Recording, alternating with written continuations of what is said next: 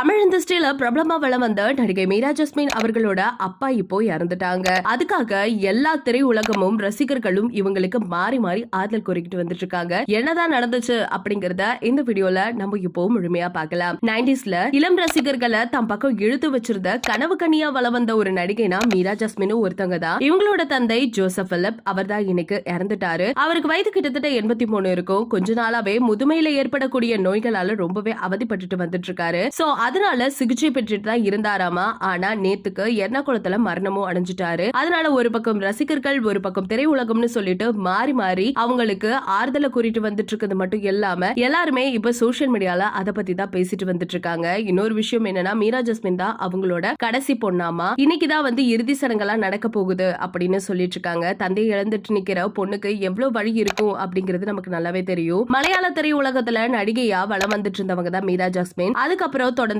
தமிழ் பக்கம் கால் எடுத்து வச்சாங்க.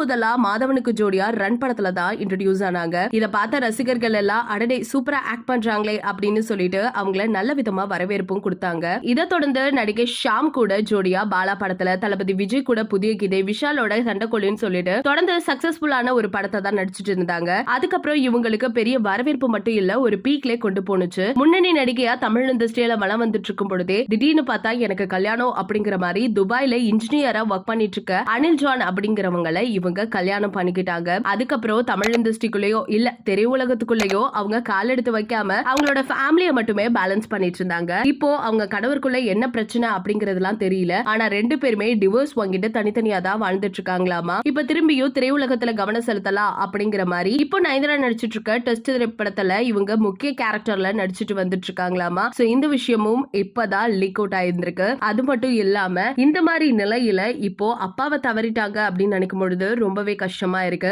இத பத்தி நீங்க என்ன நினைக்கிறீங்க அப்படிங்கறத மறக்காம நம்ம கமெண்ட் செக்ஷன்ல ஷேர் பண்ணிக்கோங்க. இது போல அப்டேட்ஸை தொடர்ந்து கேட்கணும்னா நம்ம சேனலை சப்ஸ்கிரைப் பண்ணி வச்சுக்கோங்க.